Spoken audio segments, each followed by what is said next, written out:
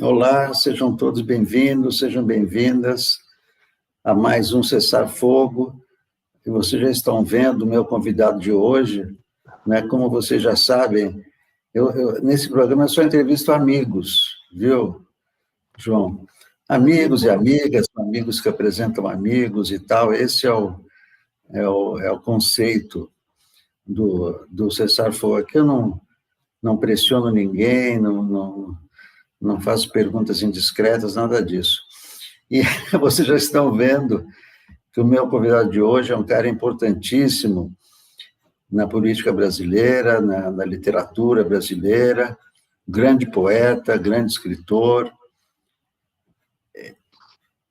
João Vicente Goulart, ou João Goulart Filho, né? Mais fácil, todos já sabem de onde ele vem, um dos fundadores do PDT, sobrinho do Brizola, enfim, é uma personalidade da história brasileira que está aqui com a gente. Olá, João, como é que você está?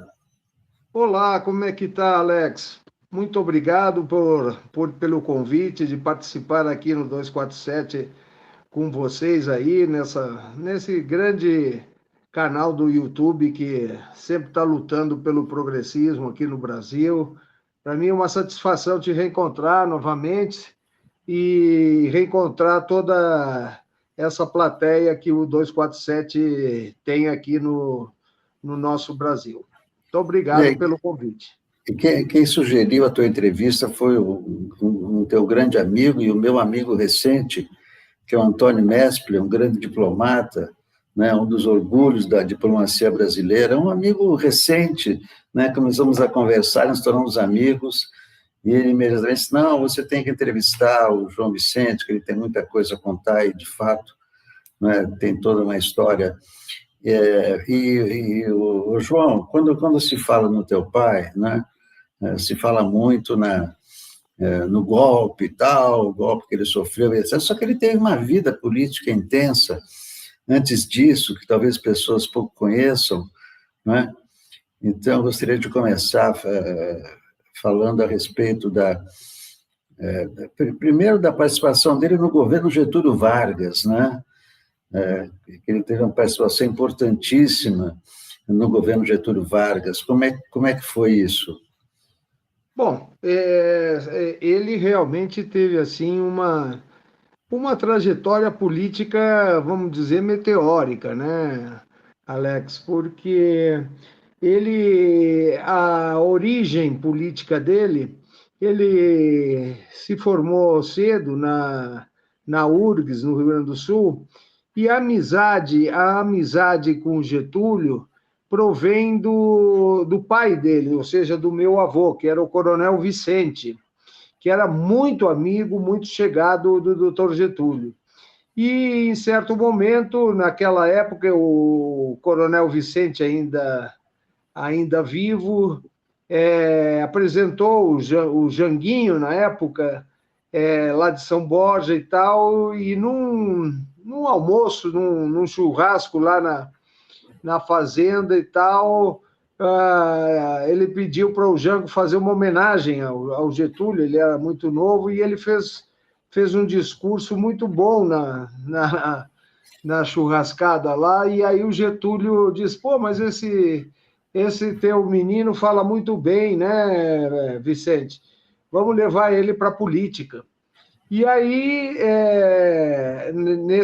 entretanto, ele continuou fazendo seus negócios, o Coronel Vicente morreu na época, eu acho que foi em 44 ou 45, eu não estou bem lembrado, a época que ele faleceu, e o pai era um grande pecuarista lá da zona. E todos de São Borja, lá, eram todos eles lá da terra, ou seja, vizinhos, assim, de casa e de lidas campeiras, vamos dizer assim. E quando o Getúlio cai em 45 e vai para aquele exílio lá na fazenda do Itu, O pai é que dava assistência para ele, o pai era um grande invernador, já tinha um aviãozinho daqueles de lona e tal, levava revistas para o Getúlio, e daí se criou essa grande amizade, vamos dizer assim, entre os dois. E foi ali, então, naquele momento, vinha a Constituição de 46, que o Getúlio cria os dois partidos ali, PSD e PTB, e incumbe o Jango e o tio Leonel também, que tu falou, para fazerem parte do recém-formado Partido Trabalhista Brasileiro. E aí ele se engaja nessa missão, vamos dizer assim, e aí vem a primeira eleição lá no Rio Grande do Sul, do governo Dornelles, e ele se torna, tanto ele quanto o Brizola, se elegem deputados estaduais pelo Rio Grande do Sul no governo Dornelles, na época.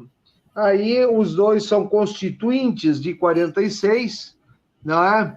E o Brizola assume a Secretaria de Obras do governo Dornelles e o pai, na época, assume a Secretaria do Trabalho do Rio Grande do Sul, do governo Dornelles.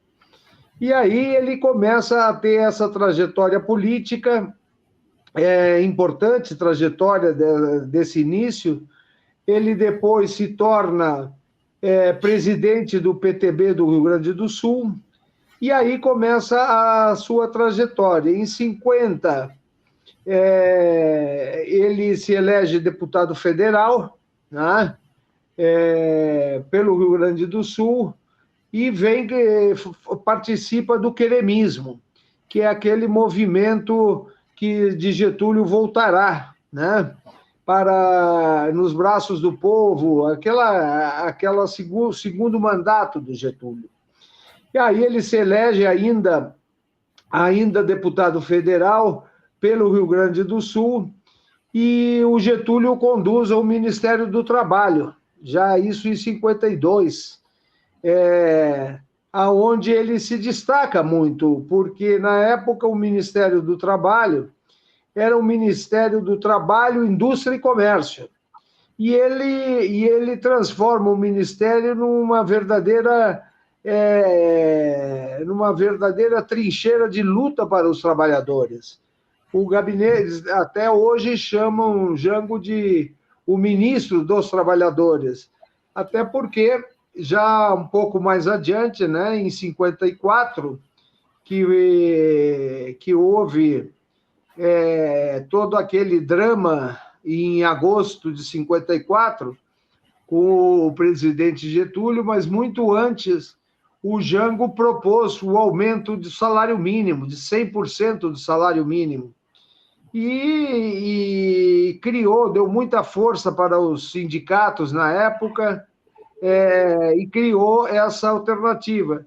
O governo Dutra havia congelado durante os anos que Getúlio estava no exílio, entre 45 e 50, e, sem dúvida alguma, os salários tinham sido altamente achatados naquela época, até pelo processo inflacionário que o Brasil já começava a ter naquela época.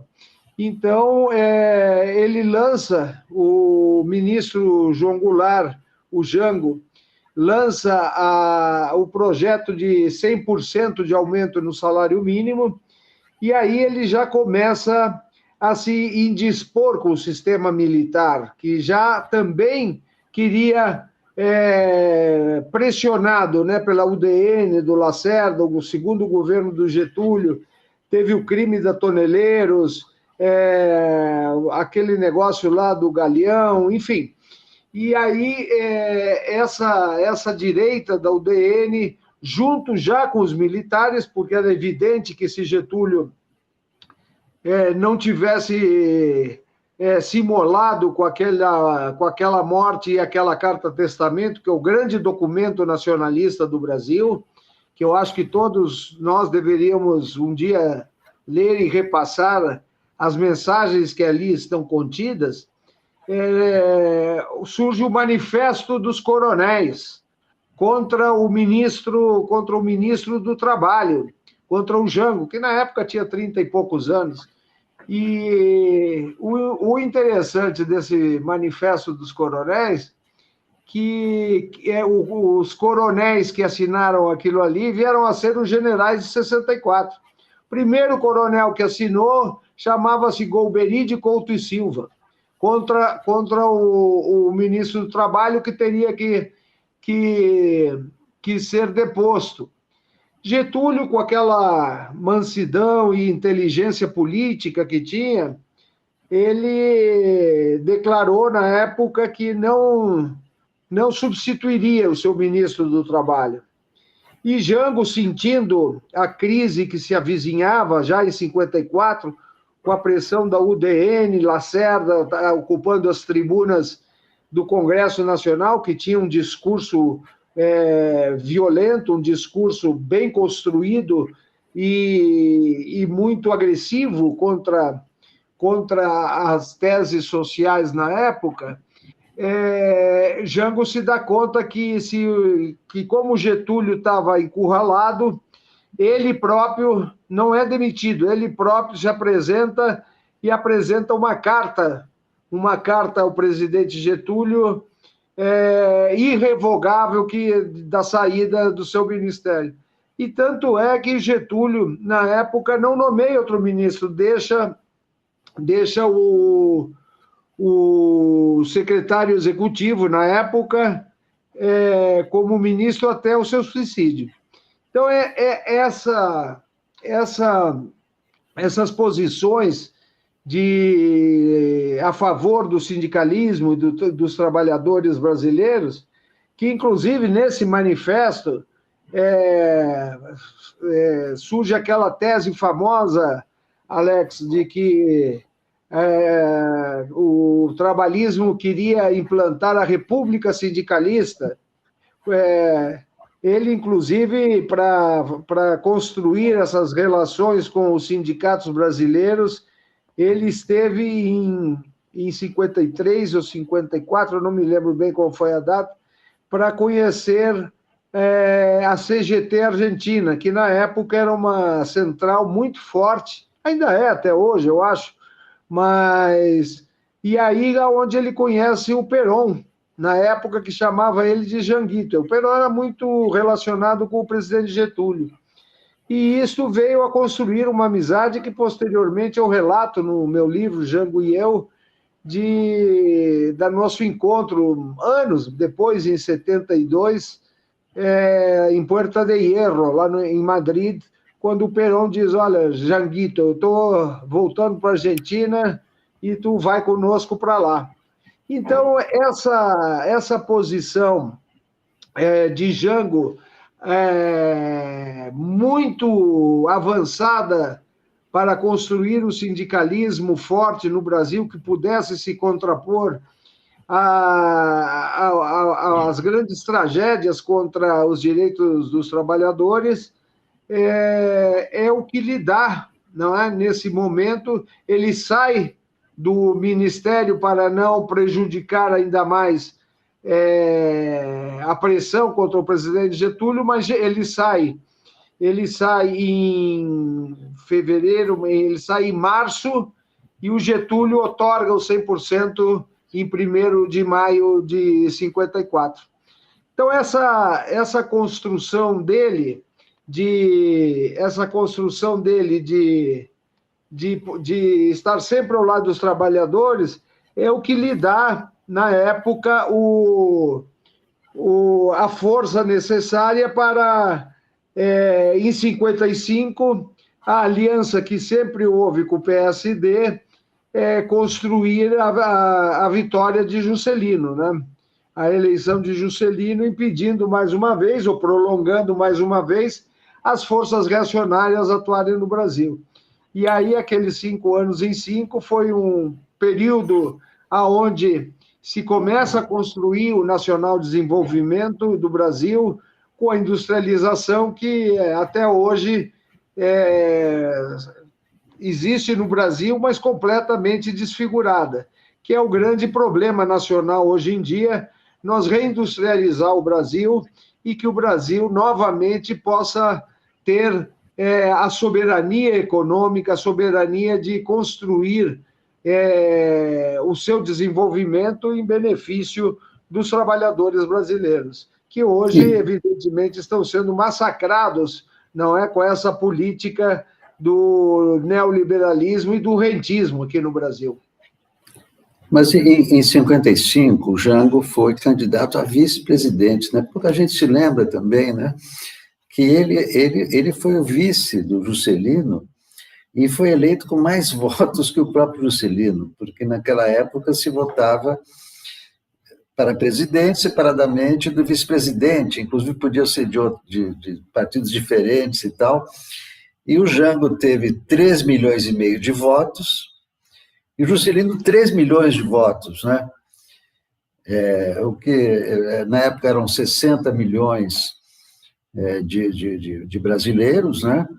15 milhões de eleitores, não tinham voto analfabeto, que foi instituído só na Constituinte de 88, e com esses 3,5 milhões de votos, o Jango, né, teve mais votos que o Juscelino, então ele teve um papel importantíssimo, porque na época também o vice-presidente era o presidente do Senado, não era uma figura decorativa como é hoje, né? Hoje, a figura do vice-presidente, quando não se torna um ministro e tal, é uma figura decorativa. Então, ele teve uma participação efetiva, né? Porque quando se pensa em Juscelino, é só Juscelino. Não, mas o Jango estava ali, participando decisivamente, né, desse governo Juscelino, e os dois se reencontram depois na Frente Ampla, que esse também, João, é um assunto que pouca gente conhece,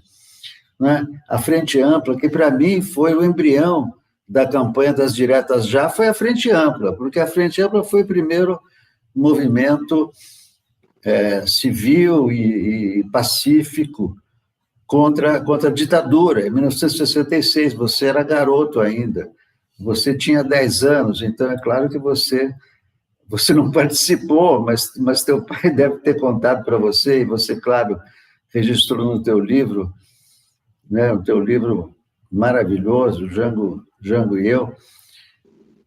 E como é que foi essa construção da Frente Ampla, João? Bom, eu estava lá, me lembro, nós já estávamos no exílio nessa época. E o pai, inclusive, o Jango, ele, quando foi contatado, foi até através, quem fazia os primeiros contatos era o Renato Archer, entre Lacerda, Juscelino e Jango. Tanto é que o Renato acompanhou Lacerda lá em Montevidéu quando se acertou definitivamente a Frente Ampla. O que acontecia? Já em 66, não é? Porque, lamentavelmente, ocorreu em 64, grande parte de alguns dos nossos líderes, como o próprio Juscelino, como Ulisses Guimarães, eles embarcaram na teoria de que em 65 haveria eleições.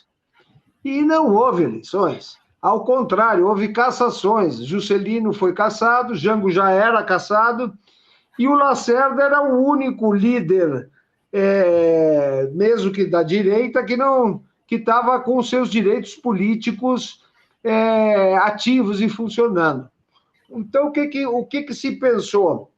E eu me lembro bem disso, dessa construção, quando se começa a nascer embrionariamente a Frente Ampla, o Renato esteve lá, se construiu, e evidentemente houve grandes debates em função disso. O próprio Brizola não quis a Frente Ampla, houve um distanciamento entre o Jango e o Brizola naquele momento, porque o Brizola entendia que receber o Lacerda era que o doutor Getúlio ia se remoer no túmulo. Mas o pai entendia que não, tanto é que era uma opção política, o pai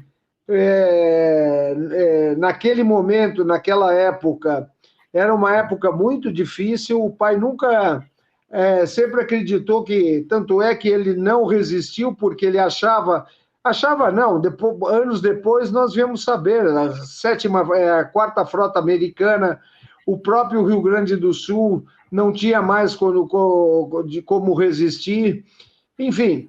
E ele entendia que a ditadura estava muito forte ainda e que a luta armada não ia dar certo, porque ia jogar vários companheiros e vários na luta armada, e a luta armada ia exterminá-los. E o Brizola já defendia a luta armada nessa época? Já defendia a luta armada. Inclusive, teve aquela construção de guerrilha, né? Mas, enfim, não é por aí. E o pai entendia que uma frente ampla, com setores democráticos, e o Lacerda tinha feito alguns discursos em cima disso, dizendo: eu participei porque pensei que ia haver democracia, agora não adianta mais, nós estamos mudando de general em general e o Brasil não tem mais democracia.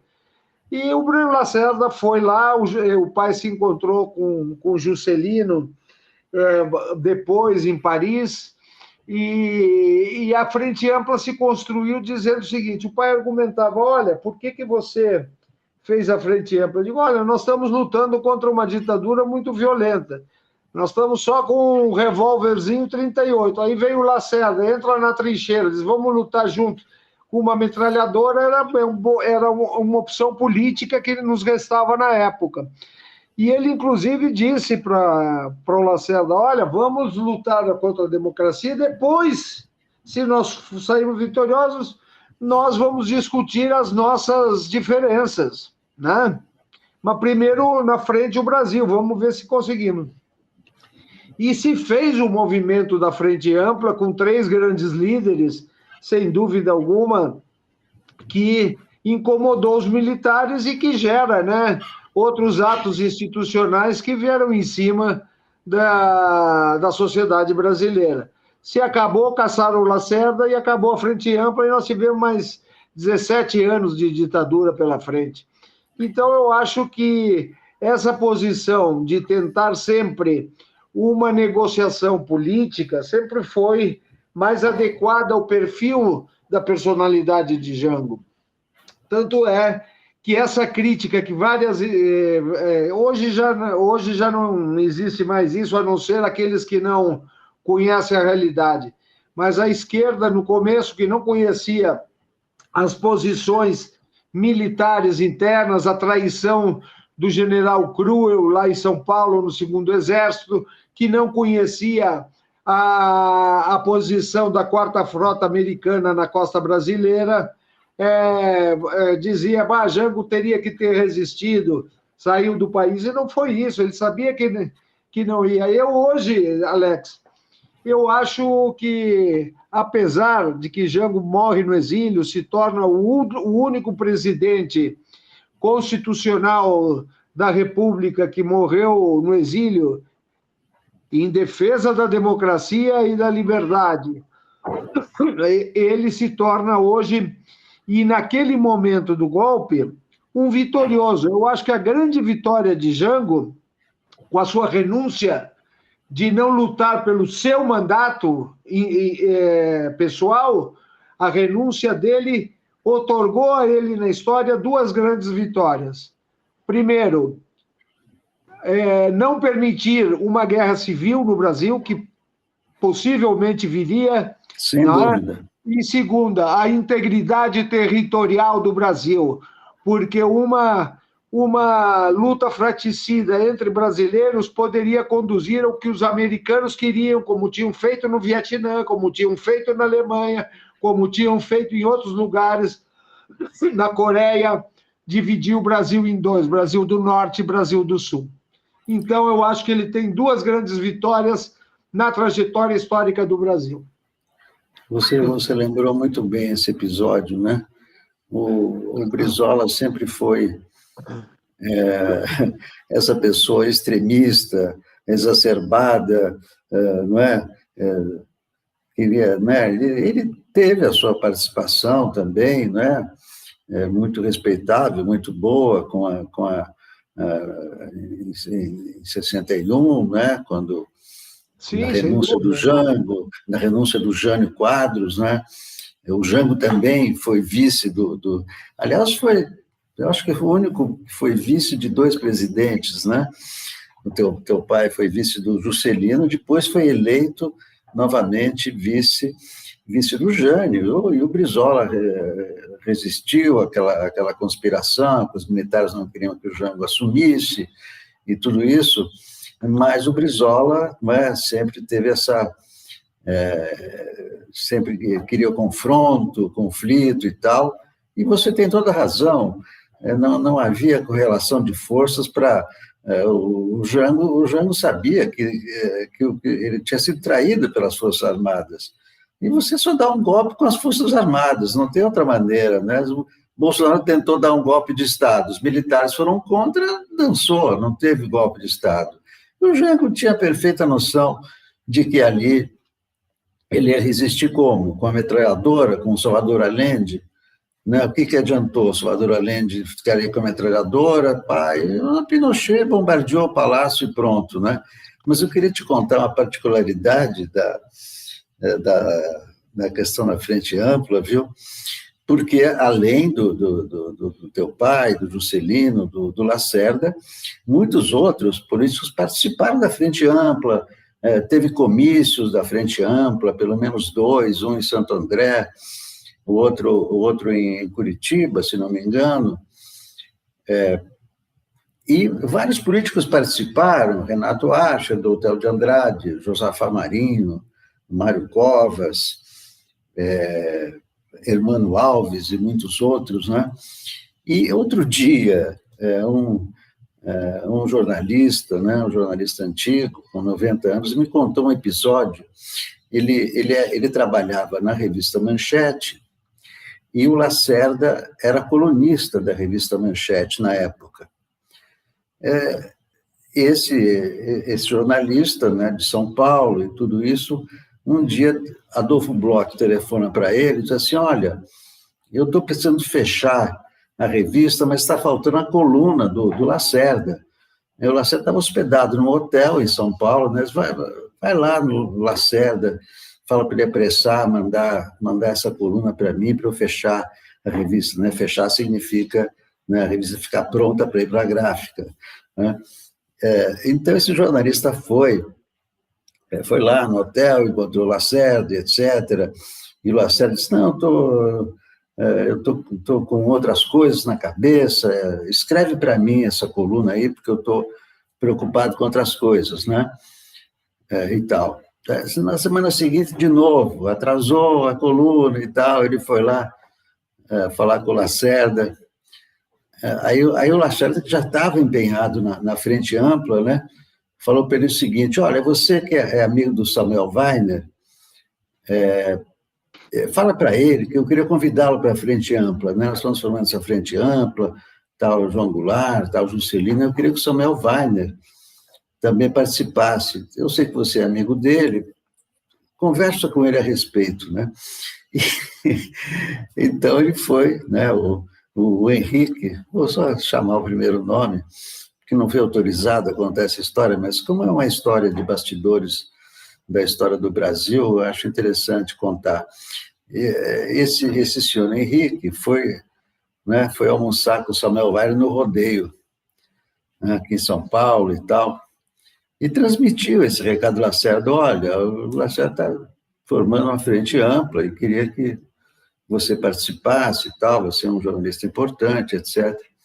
Aí o Samuel Weiner parou de comer ali o churrasco dele e falou assim: olha, você diga para o Lacerda que eu quero que ele morra de câncer no cu.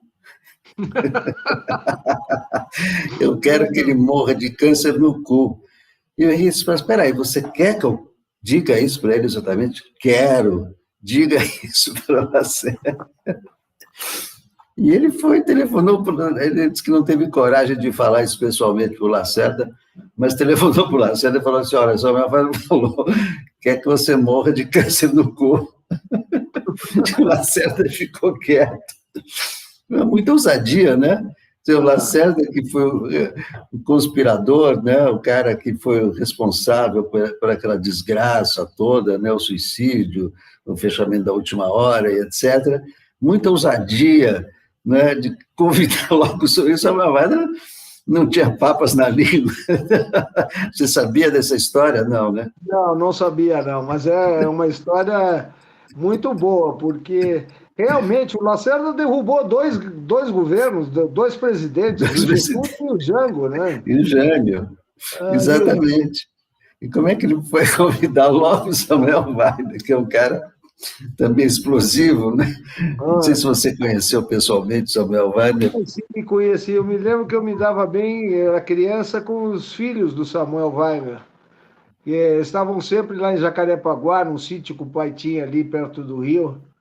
E me lembro dele, assim, mas nunca conversei porque eu era muita criança, né, na época. Mas não conheci ele, sim. Mas é isso aí, Alex. Eu acho que a história de Jango ainda vai dar muito tempo, porque esse Bom, esse ano período. são 50 anos, né? Esse ano São, faz. em dezembro, são 50 anos da morte ou assassinato, não se sabe bem, né? Não se sabe bem o que aconteceu, né? Qual é a tua versão? Olha, a minha versão, inclusive, é o seguinte: eu posso aqui hoje te dizer, nós tivemos uma reunião há 2 dias atrás, dia 8, né? 2 dias atrás, assumiu lá, porque o inquérito do Ministério Público Federal sobre a morte de Jango nunca foi encerrado. O procurador, Dr. Henrico, do Rio Grande do Sul, assumiu recentemente o inquérito e já tivemos 2 audiências com ele, inclusive participou da última audiência a nossa camarada Alice Portugal, que hoje ela é presidente da Comissão de Direitos Humanos da Câmara Federal, e nós ele está interessado em prosseguir, porque o que houve com esse inquérito, Alex? Em 2016, o Instituto João Goulart e a Família e o Ministério Público em conjunto, após os resultados da exumação, que foi indeterminado, tanto pelo tempo quanto houve uma substância lá chamada PET, que não dava para dizer que pela quantidade mínima que fosse causador. Então, nem que sim, nem que não. Foi essa posição da comissão que houve lá. Mas o inquérito ficou aberto porque nós pedimos a oitiva dos agentes americanos que moravam nos Estados Unidos, alguns da CIA, outros agentes que, inclusive, são conhecidos na área de direitos humanos, né?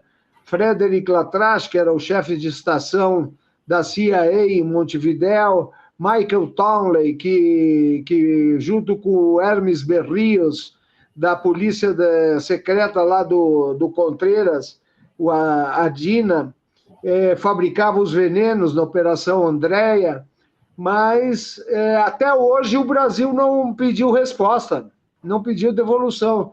Saiu em julho ou agosto de 2016 um pedido oficial do Ministério da Justiça, a pedido do Ministério Público. Saiu um ofício que foi levado ao Itamaraty, pedindo a oitiva do Kissinger, inclusive, que depois já faleceu há pouco tempo, o Ministério das Relações Exteriores, o Itamaraty, levou essa documentação para Washington, entregou ao embaixador na época do Brasil, o embaixador entregou ao Departamento de Estado e nunca teve resposta. E o Brasil também nunca pediu uma informação de por que não teve resposta. Então, hoje, nós temos certeza de que, evidentemente, com esse governo lá do Trump, nós não teríamos chance nenhuma de pedir isso, de pedir essas informações, ou a oitiva desses agentes, que ainda está vivo, o Michael Townley, está vivo outro agente que teria participado. Eu acho que o Latrache já faleceu também com o Kissinger, mas nós estamos vendo se, através do nosso Congresso Nacional, nós poderíamos pedir esses depoimentos lá nos Estados Unidos, não é? Através, não sei, de algum senador, ou Bernie Sanders, ou através da nossa Câmara de Deputados, esses depoimentos. Porque nós não podemos encerrar um caso que não se sabe ou ficou indeciso da história do presidente constitucional de nossa nação. Então, nós estamos vendo como é que nós vamos agir diante desses novos fatos que estão surgindo aí. Mas ainda não temos nenhuma orientação de como devemos fazer para que possamos atingir melhor esses esclarecimentos. Porque temos certeza que, em nível de governo, isso não funciona. Pois é, já se passaram 50 anos, né? E no mesmo ano morre Juscelino e morre Jango. O caso do Juscelino já está solucionado.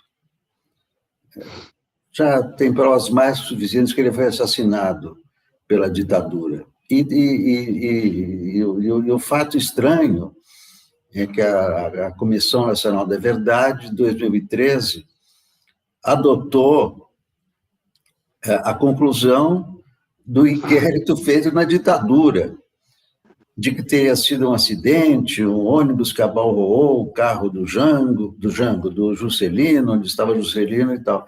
Isso foi provado até mesmo na época, que não houve, que o ônibus não esbarrou no Opala em que estava Juscelino, que o carro estava desgovernado, que antes disso Juscelino esteve no encontro secreto, né, num hotel cujo dono foi um dos fundadores do SNI, né? Ele sai de lá, 3 minutos depois o carro está desgovernado, sai na outra pista e bate numa carreta, né? Então, isso está mais do que provado. Teve uma perícia recente, de 2019, mostrando que não foi um acidente, que isso foi, ou o carro foi preparado, né? Evidentemente que não dá para saber, depois de 50 anos, quem fez o quê. Mas havia, não é, o SNI, que não era só um serviço de informações, né? Parece que é uma coisa burocrática. Não, o SNI matava a gente, né? Matava os opositores, e isso era chamado de Código 12. O Código 12 é o seguinte, é um assassinato maquiado como acidente. Então, teve com a Zuzu Ângel também a mesma coisa, e foi confirmado até por um ex-agente do SNI, o Cláudio Guerra. É isso que eu achei estranho, porque o Cláudio Guerra, na Comissão Nacional da Verdade, depôs e afirmou que o plano de matar JK foi urdido dentro do SNI, mas que ele não participou. Ele disse isso na Comissão Nacional da Verdade. E a Comissão Nacional da Verdade, ainda assim, não, foi um acidente e tal, né? Eu até pedi entrevistas para alguns membros da Comissão Nacional da Verdade, recusaram a dar entrevista, e agora você está dizendo uma coisa semelhante, quer dizer, né, o Brasil, nessa democracia, né, vivemos, é claro, no regime democrático, mas que se recusa a contar a verdade sobre a história de duas figuras tão importantes na nossa história, como Juscelino e como João Goulart, né?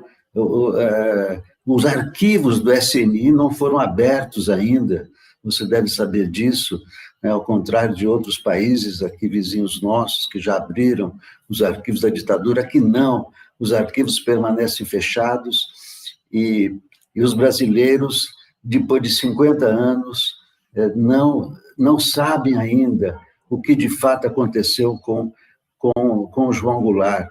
Mas, João, né, nessa época, o teu pai estava doente, como é que foi essa morte? Você estava lá com ele? Como é que a família reagiu? Não, eu não estava. Na época, era tão violenta a Operação Condor que já tinham matado o ex-presidente Torres. O pai não dormia mais duas noites no mesmo lugar.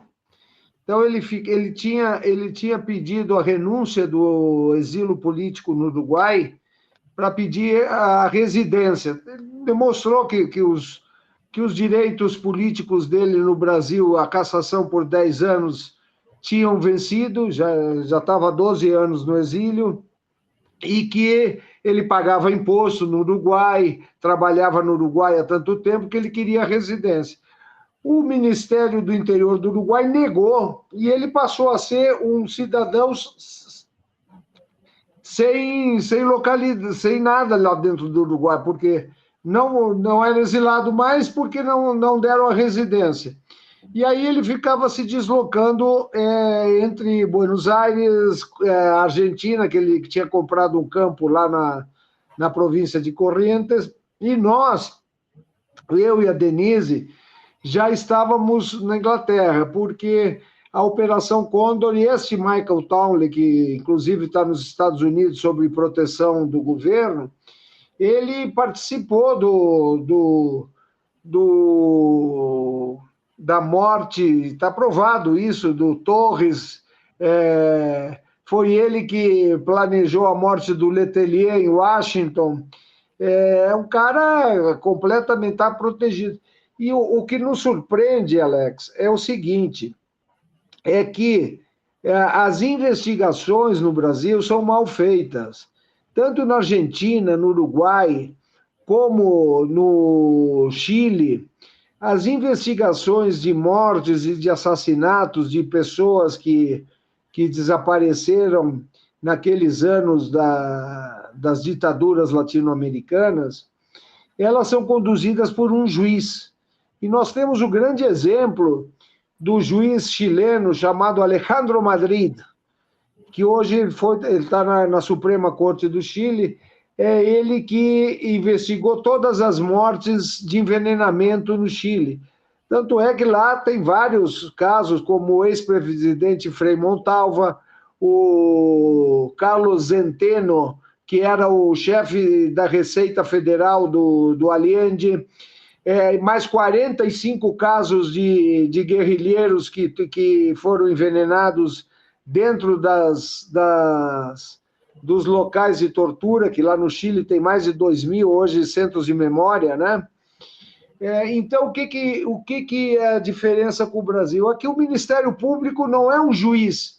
O doutor Alejandro Madrid, esse juiz chileno, ele, como era ele que conduzia, ele foi aos Estados Unidos e conseguiu falar, por exemplo, com as autoridades, trazerem o Michael Townley, trazem de um lugar que não se sabe, botam dentro de uma unidade militar, e ele conseguiu falar com o Michael Townley sobre a Operação Andréia, que era uma operação com esse Hermes Berríos, que era um grande químico da DINA, e fizeram no bairro de Cuyo, no Chile, na Casa El Naranjo, tinha um esquema de fabricação de venenos letais. Entre eles, o sarin, dizem as fontes que eles conseguiram cristalizar o sarin, o agente mostarda, tem vários venenos que eles operacionalizaram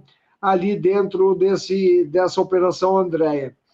Então, essa é a grande diferença do Brasil na investigação desse caso. Claro que aqui tem uma diferença muito maior, que foi essa anistia, anistiar agentes por crime contra a humanidade. Não existe em nenhum lugar do mundo, na área de direitos humanos, a prescrição de crimes contra a humanidade. E aqui, no Brasil, lamentavelmente, a nossa anistia assinada em 1979 prevê a prescrição desses crimes, e é por isso que nós não temos torturadores presos, os que morreram apenas nunca tiveram na prisão, apenas foram catalogados como torturadores.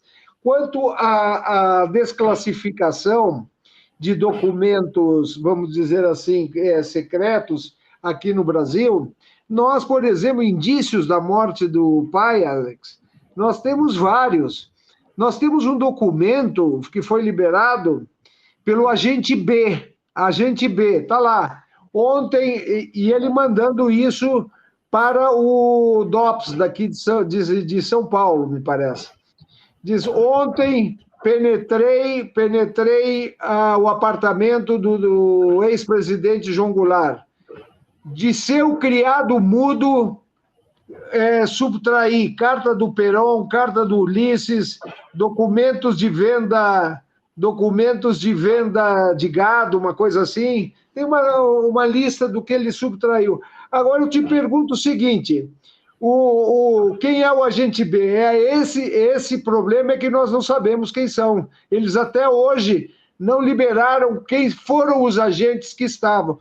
Para te ter uma ideia, na Embaixada da Argentina, em 76, Alex, a Embaixada Brasileira, em 76, que, aliás, era uma embaixada que construiu o CIEX. As embaixadas brasileiras, durante a ditadura, elas viraram verdadeiros centros de arapongagem, de missões que davam informações sobre os brasileiros que transitavam e aonde estavam indo para serem presos e trazidos para os países de origem. Essa embaixada, geralmente, todas as embaixadas têm 2 adidos militares. Tinha 31 agentes adidos militares brasileiros na Embaixada Argentina em 1976. Quem são? Pede para o Itamaraty para ver se eles vão dar. Não te dão. Eram todos agentes, não eram de carreira diplomática, eram agentes que estavam lá como adidos, mas pertenciam aos serviços secretos que construíram junto com os outros serviços secretos da América do Sul. Inclusive, tem muita gente que acha que a Operação Condor era uma operação em si. A Operação Condor não era uma operação. A Operação Condor era uma cooperativa de serviços de informação de vários países que começaram trocando informações, trocaram prisioneiros e depois começaram a exterminar os seus inimigos. Nós temos aqui no Instituto, Alex, um documento que é incrível. É um documento do Serviço Secreto Uruguaio, dentro de Buenos Aires, cuidando uma reunião que houve entre o Selmar Michelini, que era um senador uruguaio, o Gutiérrez Ruiz, que era o presidente da Câmara do Uruguai, que estava exilado, o presidente Torres da Bolívia e o pai. Como é que o Serviço Secreto do Exército Uruguai estava dentro de Buenos Aires monitorando uma reunião? Então, evidentemente que essa troca era pública. Pública não era porque ninguém sabia, mas era uma confraria entre os serviços secretos. E aí vieram os voos, né, os voos da morte de Buenos Aires. Tinha tantos uruguaios em Buenos Aires que eles sequestraram na Mecânica Orlete, por exemplo, e botavam dentro dos aviões dizendo que iam levar para Montevidéu e largavam ali no Rio da Prata para serem mortos, afogados e atados de cima desses aviões. Então é muito difícil nós hoje encontrarmos uma documentação que prove isso, mas indícios existem vários. Nós temos esse agente, Mário Neira Barreiro, que inclusive a Polícia Federal tomou as suas declarações, que ele diz claramente como trocaram esses medicamentos que o pai tomava. Então, eles produziram e só botaram num comprimido. porque se deixassem em vários comprimidos, seria detectado. Então, eles botaram num comprimido e ficavam acompanhando para ver quando que ele ia tomar, se era no Uruguai, se era na Argentina, se era na fazenda. Então, eles não... a técnica já era muito avançada. E isso pouca gente conhece, e agora nós estamos nessa missão de saber como vamos liberar essa documentação dos Estados Unidos, porque isso foi uma orientação dirigida. Aliás, todos esses golpes e esses conhecimentos, tem um telegrama, por exemplo, do Kissinger, ele estava na África do Sul, Kissinger estava na África do Sul e mandou um telegrama para o Siracusa. Siracusa era embaixador americano em Montevidéu. Ele soube que haveria uma reunião entre o Serviço Secreto do Uruguai, o SNI do Brasil, e instruiu diretamente Siracusa: não se meta nas operações que estão sendo feitas pelo Exército Uruguai. Não diz quem, mas instruiu o embaixador para não se meter naquilo que estava acontecendo nas reuniões secretas entre SNI, Serviço Secreto das Forças Armadas Uruguaias, Argentinas, que estavam sendo praticadas em Montevidéu. Então, a gente muitas vezes acha a teoria da conspiração, mas existe muito mais forte do que isso, Alex. João, infelizmente, nosso tempo acabou. Eu queria te agradecer pelas informações e te parabenizar pela sua luta, né, que dura esse tempo todo, para esclarecer a verdade sobre o mais que provável assassinato sem dúvida, de um presidente da República. Eu espero que um dia, né, e que nós vejamos esse dia em que seja esclarecido, né, o desaparecimento precoce, porque ele era jovem nessa época, do seu pai, né, e você, a tua irmã, a tua família, a tua mãe, né, tem um grande papel nisso. Eu quero estender essas congratulações à sua irmã, à sua mãe, que eu sei que vocês todos juntos estão nessa luta. E o que você precisar, com a ajuda de um jornalista, você pode contar comigo e pode contar com o 247. Muito obrigado. Eu fico profundamente sensibilizado, Alex, desse carinho que tu tivesses, não somente hoje, em outros momentos também, e com 247, que sempre presta um papel de muita importância para o desafio de esclarecimento sobre a ditadura, sobre os grandes heróis que tombaram pelo caminho da liberdade, que tombaram pelo caminho da libertação do Brasil das garras da ditadura. E esse agradecimento transmita aí para toda a redação, e meu abraço sincero. Grande abraço. Muito obrigado. Muito obrigado a todos e até o próximo Cessar Fogo.